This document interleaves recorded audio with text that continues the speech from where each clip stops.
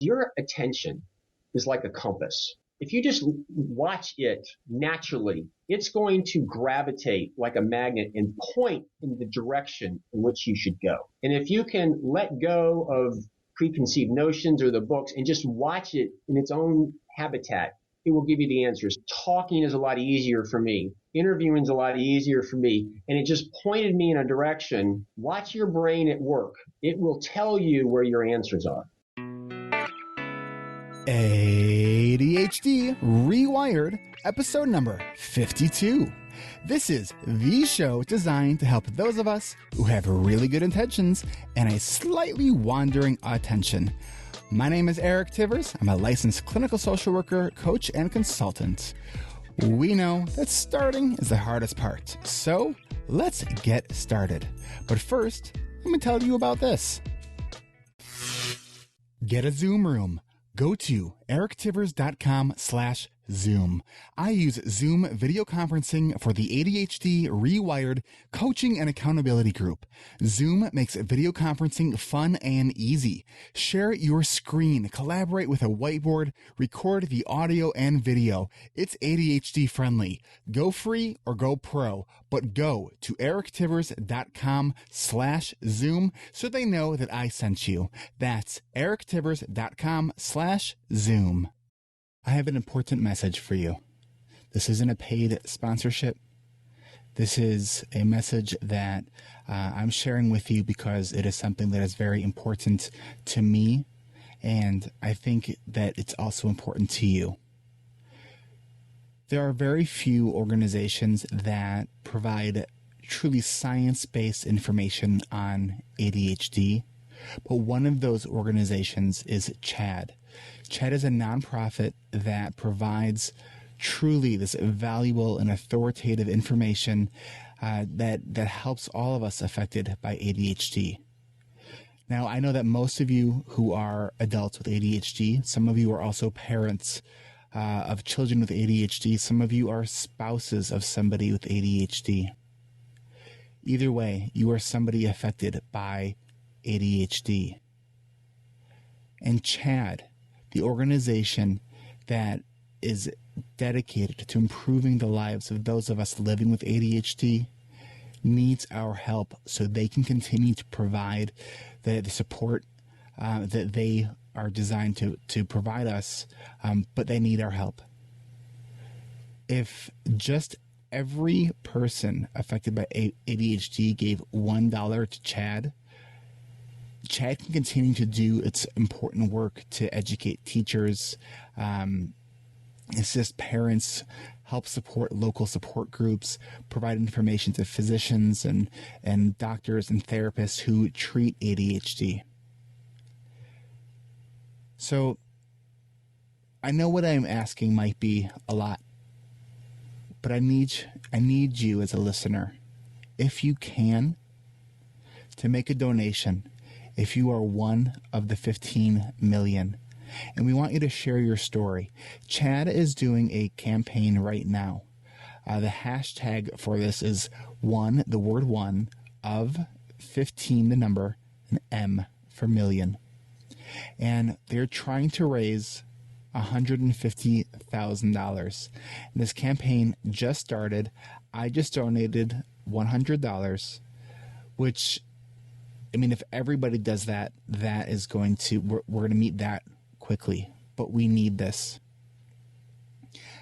I don't know if you've ever been to a CHADD meeting or a CHADD conference. CHADD is one of those organizations that actually influences a lot of what I do. They really are dedicated to providing science-based information. You know, there's a lot of hocus pocus out there. There's a lot of just stuff that's not evidence-based. And while I don't get into too much of the details of the science on the show, I make sure that the information that is brought to you on this show is coming from a place of science. And CHADD has helped inform me of a lot of my practices. I've spoken at national CHADD conferences. I volunteered with CHADD as an organizer locally in Northern Illinois for the past 5 years. Listen, the reason I'm spending 3.5 minutes or so telling you about this because it's so important.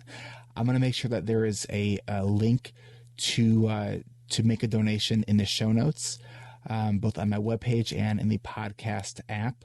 The direct URL to make a donation is gofundme.com. That's GOFUNDME.com/1 spelled out of 15M. That's gofundme.com/1 of 15M. Please help Chad stay as a thriving organization, both in your community and nationally. It's really important that we contribute whatever it is we can, even if it's $1, $5, $10, $100, $1,000, whatever you can do helps. Thank you. Thank you for supporting this podcast, and thank you for supporting Chad. Welcome back to another episode of ADHD Rewired. Here in the virtual studios in freezing cold northern Illinois is my guest, Jeff Copper. Jeff Copper is no stranger to the ADHD world. He has one of the longest running podcasts in ADHD, called, and I totally just blanked on it. That's what happens to me. ADD, Attention Talk Radio. I got it. And I know that you know that's nothing personal. And he's interviewed all the big wigs of the ADHD world. How many episodes do you have now? Radio plus video, I think 350. Wow. So you've put a dent. So you are truly a content creator. You're an ADHD coach. You have ADHD yourself, along with some other, the alphabet soup of diagnoses like many people with ADHD do. So welcome to ADHD Rewired. I am thrilled to have you here. Well, it's great to be here, Eric. I'm honored that you invited me. Well, and it's funny too, because and I didn't even tell this to you. So we were supposed to actually start recording about half an hour ago, and there was this weird noise that I think was coming from Jeff's computer. But about half an hour before we were to start, I typically restart my computer to make it kind of fresh, and I was clicking things quickly, and I accidentally clicked the install updates. So I'm sitting here watching my clock. Oh no. So fortunately it took about 20 minutes to install, which gave me 10 minutes of wiggle room there. So, we're finally here. So this might be a short episode. All's good. All right. So, Jeff, what I really want to do with having you on the show is to talk to you about and let people know who you are. You're an ADHD coach. You have this podcast where you interview. I listened to a lot of your episodes, and you have some great guests on. I often think, man, I got to reach out to that person, and you've done it. So I just want to congratulate you on everything you've created. But who's Jeff Copper? That's a great question, actually. Who am I? I'm a sensitive guy that's got some challenges in his life. Going back when I was younger, getting diagnosed with a learning disability and dyslexia, life was hard for me. When I say hard, it was hard. I'll never forget going through school, the tutors in the summertime, and everybody sitting down doing this. And I'll never forget they had this inverted L thing that I was supposed to be into reading, and they were like, it made no sense to me. It wasn't helping me. It was funny because it was just frustrating. And so most of my youth was kind of growing up kind of two-sided. One is the academic world, which was really frustrating. I didn't really want to be there. But then there was the athletic side.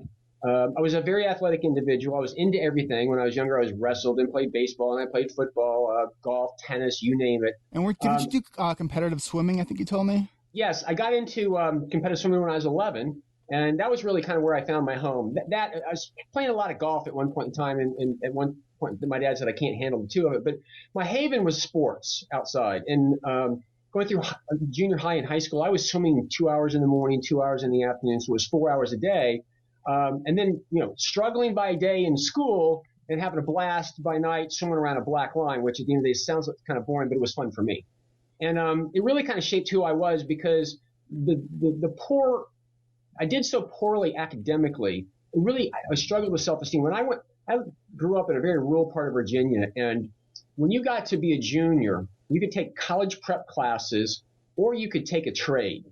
And the crowd taking a trade, literally they go to English, math, and like history. And then you go to lunch and they would go and they'd learn bricklaying or hair design or, whatever. And I didn't fall into the college prep. And so hair design wasn't for you?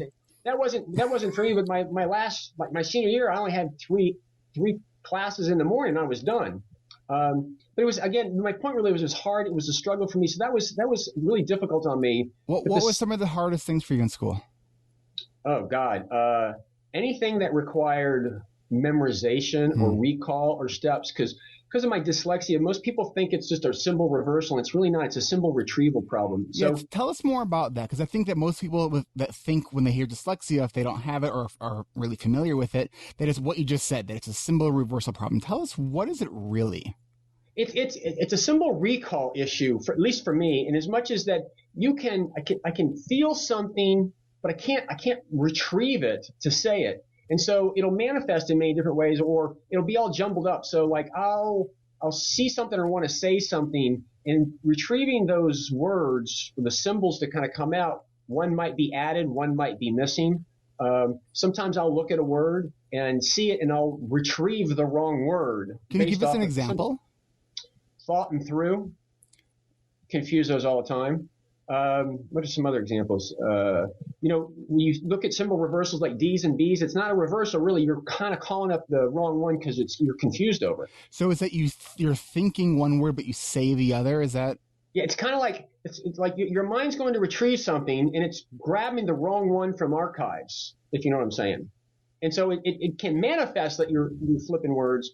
But for me, sometimes I can look at somebody's face and like, I know this person, but I can't get the word. Oh, I'm so familiar with that. And I think it just happened, when I was introducing you, and I know the name of your podcast, and it was like, I got stuck in there. Yep. And, it's really frustrating, particularly symbol retrieval is very difficult. But like for me, I took Spanish 1, the first 7 weeks of it twice. And I never got past that because I was having enough difficulty with the English version, much less that. And then when you go into higher math, when the symbols represent some stuff, that was very difficult for me.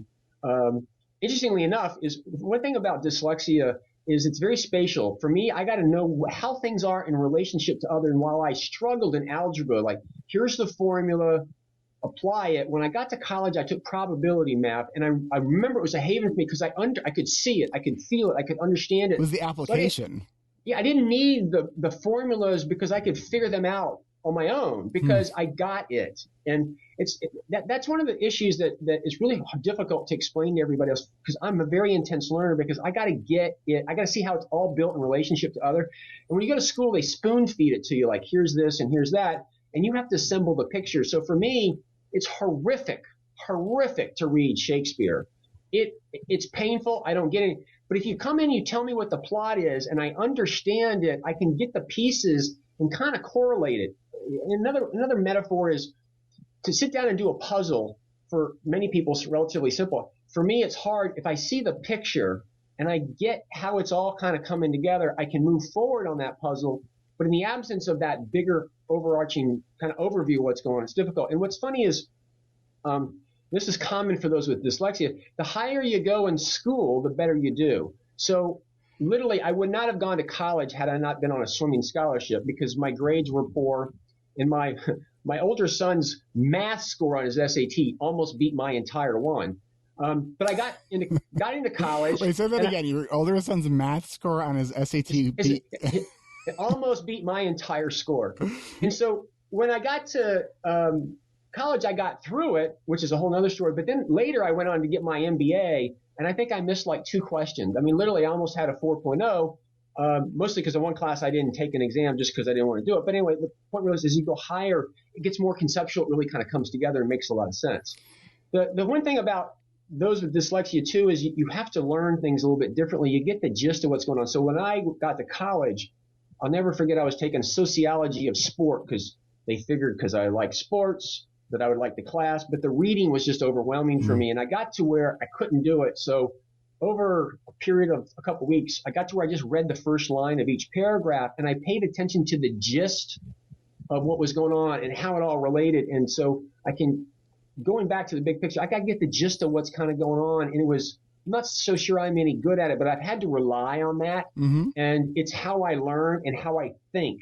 And so it's just been interesting. I have to say, I feel like an odd duck in the world, because when I walk into a learning situation, everybody's coming from one way, and I'm like, no, I got to get my head around this. And I can get kind of intense trying to figure that out. Well, Jeff, you and I both, when it comes to learning, I have my own ways of going about things. And, what you're describing is really that kind of whole apart learning, needing to see that big picture. And I couldn't agree with you more. The whether it's dyslexia or ADHD, I think that the further along you get in school, the easier it actually is, because it's like, well, we know that our brain lights up when we're doing something we're interested in. So I mean, that's a big thing. And I really related to, your story about the application of that math course.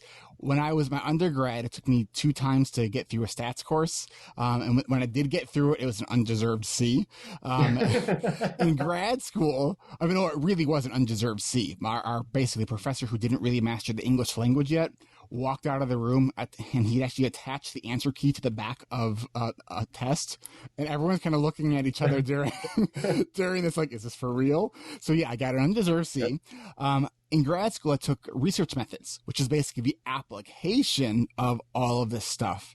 And to me, it just came really like intuitively. It's like, here's how this is why this is helpful. Here are the answers that we're solving. Being able to look at the probability of human behaviors and how to look at reliable data. And so it went from this abstract of like, what does this mean, to the why do I not need to know this? And when I have that why, that's always my favorite question, is why. And not because I'm being a pain in the butt, because I just want that understanding. So I think it's a really important point too, especially, my audience is mostly adults, but as we both know that most adults with ADHD will have kids with ADHD. So when your kid is asking you why, if you're a parent, assume they're looking for information and not that they're just being a pain in the butt. Yep. You said something, I want to kind of chime in. This is a big moment for me, because the why is really important for me. But also, I stumbled on Facebook by accident. I stumbled into a guy who kind of helped give me clarity. He says, there's 2 kinds of how. There's insightful how, and then there's methodical how. And to illustrate it I like to use methodical and call it buttonology. So everybody's got the TV, the VCR, the stereo type of a thing, and you got like the 50 remotes that you have. And in your house, you might know the steps to get from the VCR to NBC by grabbing this remote and putting those buttons. But when you go to another house that maybe has a DirecTV or something like that, that same sequence of buttons doesn't work there. Now, you might say, hey, listen, I know how to get from the DVD to NBC because you know the steps, but that doesn't mean you have the insight and understand how it's all connected. And the insightful is the connections and how it's all put together, so you don't need to know the steps. You can figure that out intuitively. And for me, it was like a watershed moment, because for me, the methodical steps, so often people give those to me. I'm like, I can't do that. I need the insight. I don't understand how this thing works. And it's really intense when you're trying to get that insight from somebody who either doesn't know that you want it or doesn't have it, and you end up interrogating them. It's really, really a struggle for them and myself, but I just share that because I got to have the insight, because if I don't, and for me, if I got the insight, that also explains this is why it does what it does. Jeff, so I have to imagine, because of the way that you learn and your need to learn in such an intense way, that when you grasp something, you probably have such a deep knowledge of that. It's kind of like I put it together so many times and taken it apart. I get it. And, it's funny because for me, my story continues when I got into coaching, when I started the Attention Talk Radio. And it's been fascinating because, number one, it's what I never dreamed of. It was the research that I was doing. And another story that I had back in college is, reading and writing is difficult for me. So when I do research papers, I would just go interview a subject matter expert and take their quotes and footnote it in the paper. And so fast forward, I started. And you did that as a workaround, so you didn't have to do the reading. I didn't have to do the reading, and so it was simple. And so when I started the radio show, it was really my way to get into social media, because writing was difficult for me. But the unintended consequence was interviewing all the experts and being able to ask the questions. And when I'm interviewing, it's all about me learning. And if you learn on the side, that's a great thing. But it's been interesting to me over the years because it's all kind of clicked. I see how it's all interrelated. Everybody uses different words. I remember I did a show with Mark Burton, and we were comparing and contrasting mindfulness, awareness, contemplation, and meditation. And for me, at a meta level, they're all the same thing. You're focused on this thing, and you notice when your attention drifts and you bring it back. Now, that thing could be your breath in meditation. It could be an object in mindfulness.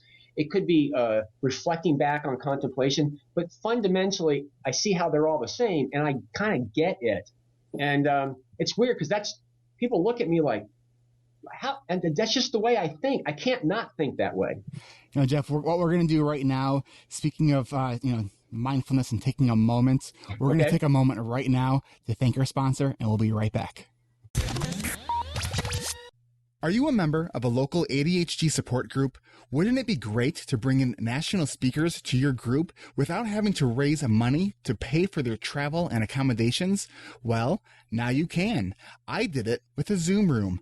I invited Andrea Sharp, a professional organizer from Ohio, for a live interactive Q&A with my local ADHD support group in Northern Illinois. I connected my mobile device to a TV, and it was like having her there in the room.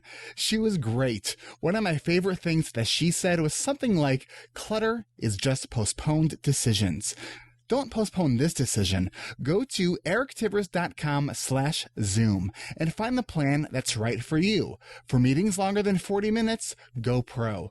Pro plans begin at just $9.99 a month. Let them know I sent you by going to erictivers.com/Zoom. That's erictivers.com/Zoom. When I'm at the grocery store, it kind of helps me to tune out the distractions, which might not make sense to some people, but I'll talk to people that I don't know if I'm at the store. You know, like if they look like they're looking for a product, you know, I'll give them my opinion. I'll take them to it. You know, well, next thing you know, it's an hour later. So if I'm listening to something, then I'm not talking to people. So for the service of the community in which you live, you listen to Audible so you don't disturb other people's shopping trips. No, so I can get out of there.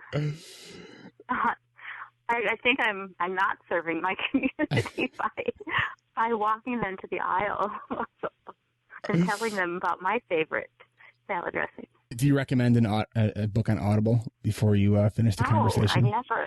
And you know what? Okay, so this brings me up to something that I've had a conversation with my husband about several times. He has said to me that doesn't count as reading. And what do you do? Well, I say he's wrong. Of course it counts as reading. Well, I think the argument is now solved. You're right. He's wrong. Well, yeah. But I've often wondered what people think. Well, I would argue that listening actually requires a very, almost more intentional kind of focus, where it kind of draws you in more. So it's, you know, we're trying to perceive and understand the story. Why would it? So, you know, it's almost like saying that someone who's reading Braille isn't reading. That's what I'm saying. Your husband's wrong. Sorry. Yeah, I agree. Or someone who's speaking sign language because they're not using a written word. Yeah, they're still communicating. So then on the other side of the question, would voice text not be writing? I think it's writing. And people who use Dragon software, they use that to write books.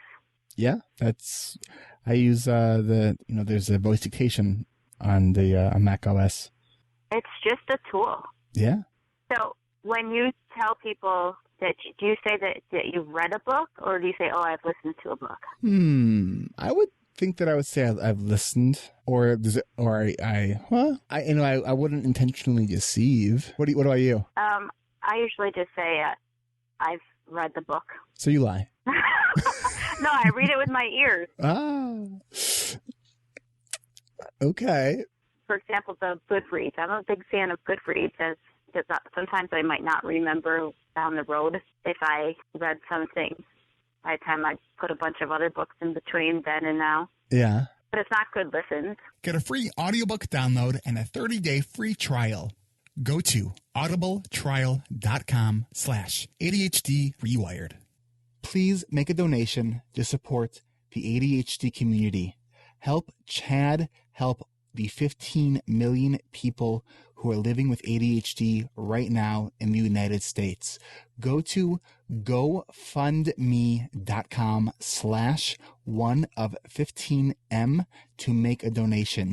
The link will be in the show notes in this app that you're listening to this on. It will also be on my webpage on ADHDrewired.com. I've made a donation, and I'm asking you to make any donation that you can. Every amount helps, and thank you.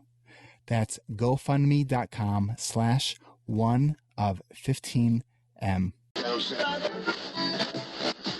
And we are back. So we're talking a lot about learning and about the way you kind of approach, well, everything it seems like you do. You have a very methodical, sometimes it sounds sort of laborious, almost painful way of coming to things. Clearly you're a hard worker. You don't produce, 200 plus episodes of a podcast without being a hard worker. So you're very driven. So tell us a little bit about that. And then I also want to make sure that you share with our listeners a story about, that you shared with me about you were asked to give a talk. You were called up for an award. So where do you want to begin with that? Well, let's get that one kind of out of the way. The thing about dyslexia and learning disabilities is people don't understand it because they can't see it. And every once in a while, you're put in a situation, you got to think on your feet and kind of out of the box. And I was the vice president of business development at an organization one time. And one thing you never do is you never ask me to read something cold in front of a group of people because it's not going to be pretty for anybody.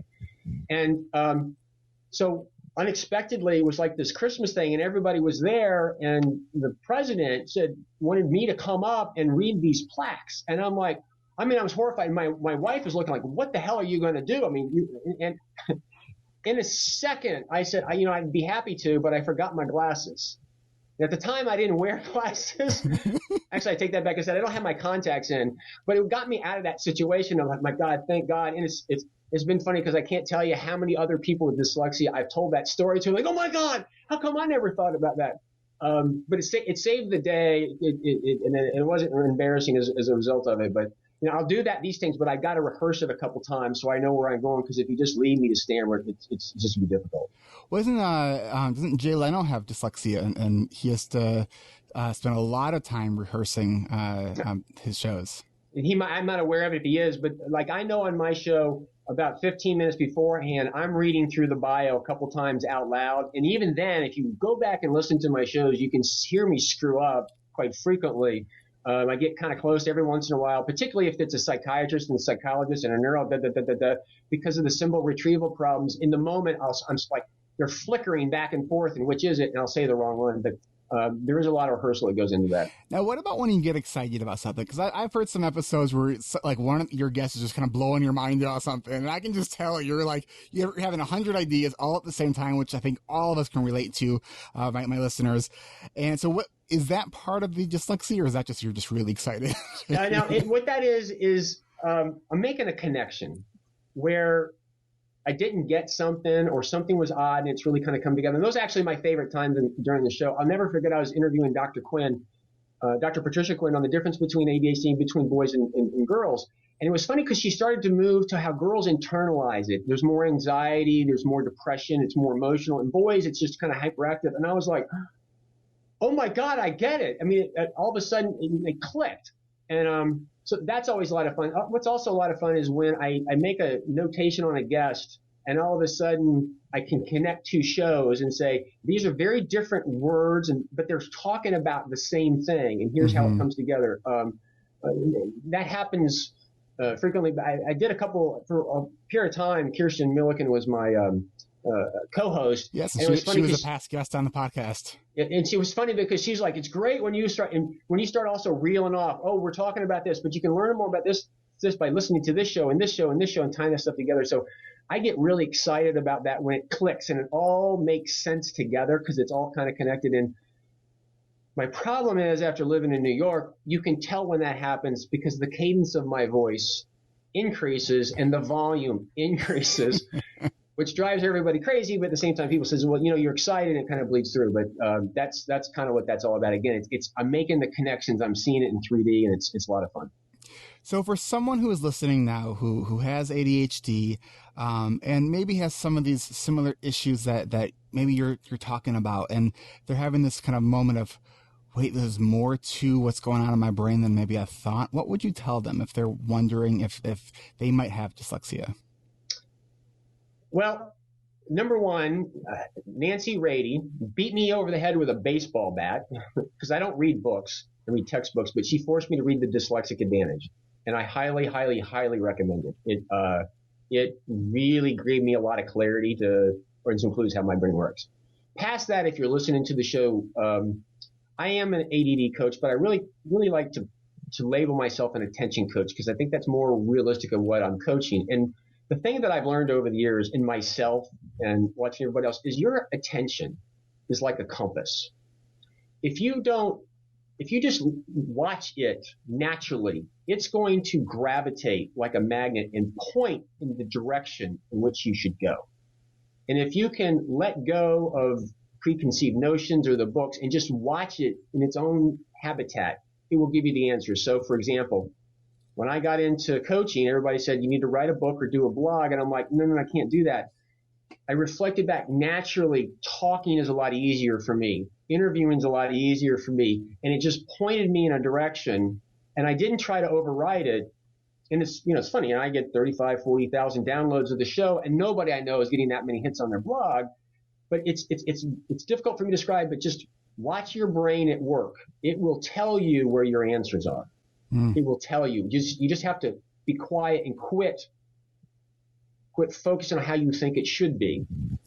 Let it reveal itself to you. And my listeners know we call those the shouldy thoughts. how things we think they should be. Yes, it would be nice if I could, do this, that, or the other thing, but I can't and I won't. So instead of saying that I should be able to do this. Well, it's funny. You come to me if I'm coaching, you can should once or twice, but after that, you're shitting all over yourself. Exactly. And friends don't let other people shit all over us because it's not becoming. It's not a pre-sight. It's one of the worst forms of stinking thinking. All right, so now there was a story you told me about you're working with a client about their sorting table. Will you kind of share this with me and the listeners, because I think it's a great tip. All right, so this is how I think. This is a great example. Is there was a couple that came to me. You coach them all kinds of things, but for whatever reason they wanted coaching on their dining room table. It was a mess. And so as a coach, so what's on it? And there's all their stuff. And it's no, what I want to know what's on it. There's a pattern to this for me because life is about patterns. And it took me like, would you tell me what's on? Well, mail. Well, what mail?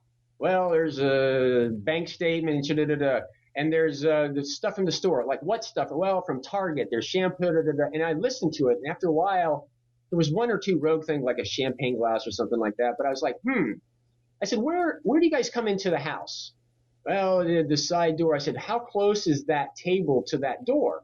Oh, it's about 15 feet. And I said, is there any other flat surfaces between the door and the table?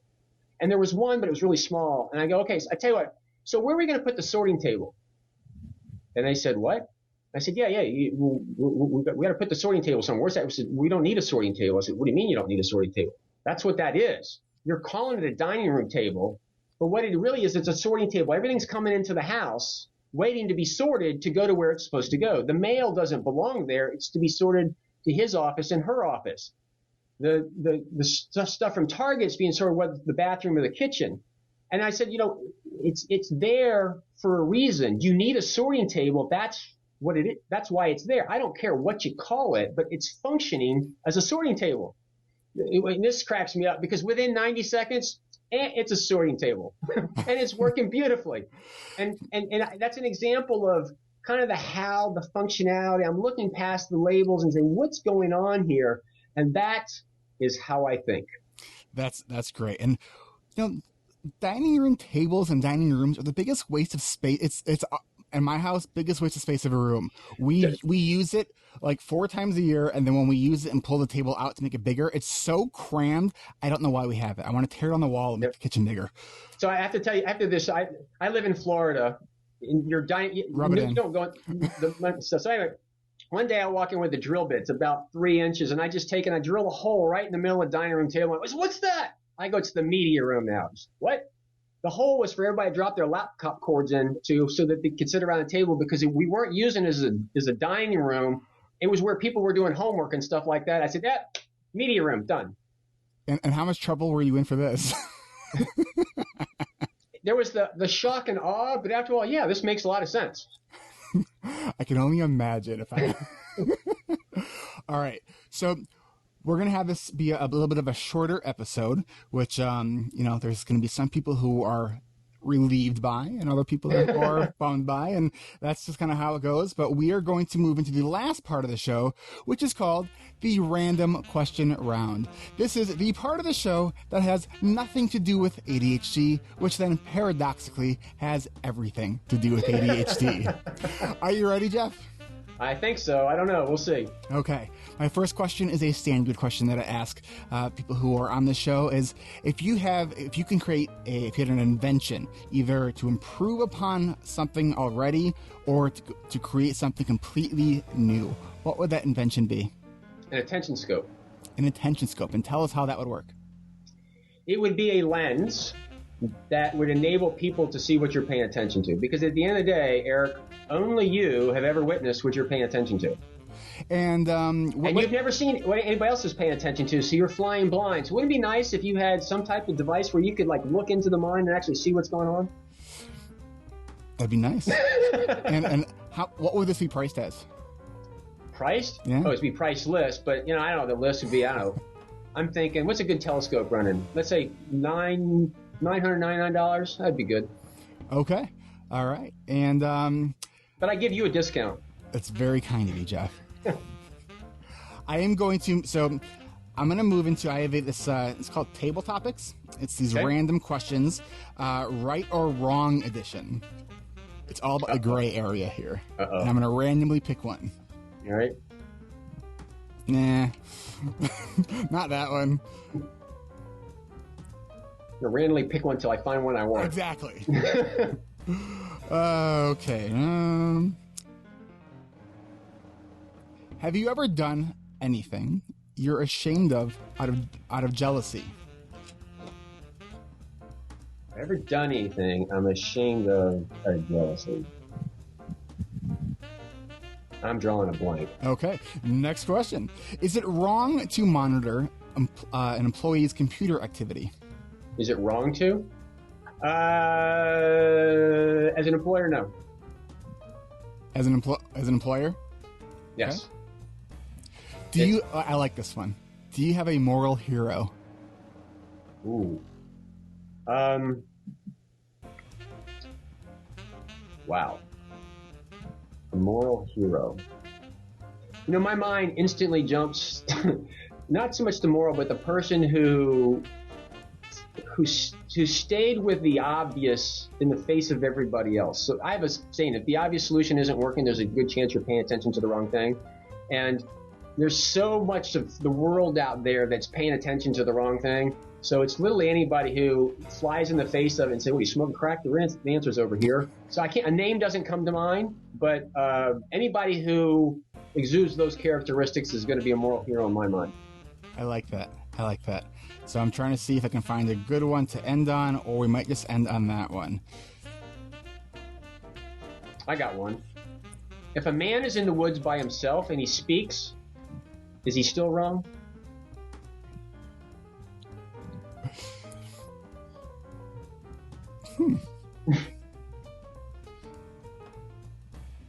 My brain's going in 1,000 directions right now on how to answer that question. If it's, well, I think females might answer one way. Exactly. I would say if it's you or me, clearly not. Yeah. So we just turned off half my listeners, and All right. That's all we're going to do for the random question round. Thank you for playing. And Jeff, thank you for being a guest on ADHD Rewired. Before I let you go, will you tell people how they can find you, your podcast, and how what's the best way they can reach out to you? My website is digcoaching.com. And by the way, the dig stands for damn I'm good. But to get there, you got to do it backwards. So it's got to get it done, which is dig backwards. And if you go to that page, you'll find stuff on my coaching practice. There'll be links to Attention Talk Radio, Attention Talk Video, and Attention Talk News, all a part of the Attention Talk Network. You can find all of my media channels by going to their respective URLs like attentiontalkradio.com, attentiontalkvideo.com, attentiontalknews.com. On our website, we actually have some fun stuff. There's a video there that's really fascinating. It's called If Only You Understood Attention. It's experience-based. You watch the video, I ask you some stuff, and then I actually diagram what I call the anatomy of attention through the process, which is kind of fun. We also have an ADHD comic book for sale. We have an ADHD poetry, audio poetry book that's there, and a lot of other fun stuff. So again, if you go there, if you want to contact me, just hit the contact button, and you'll be able to send something my way. And that's the one place, one-stop shop. Get all of it. All right, and you don't have to remember any of that, because we will link up all of those things that Jeff just said in the show notes. And Jeff, thank you for lending us your attention.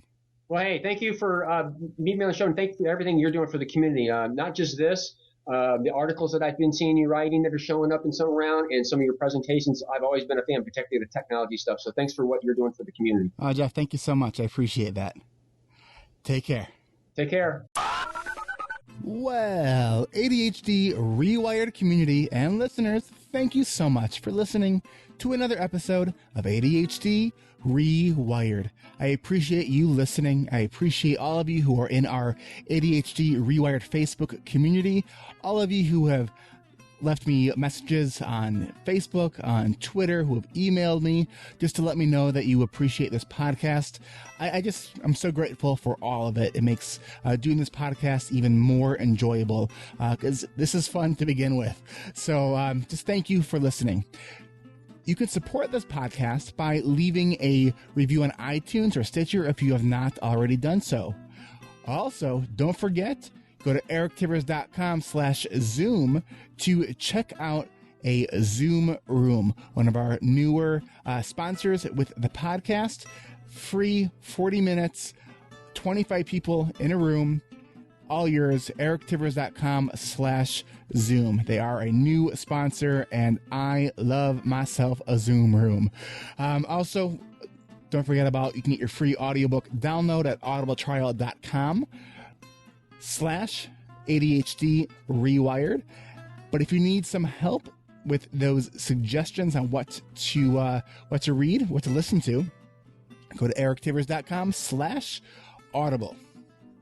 That's all I got for you. And we know that finishing can be the second hardest part. So let me push stop.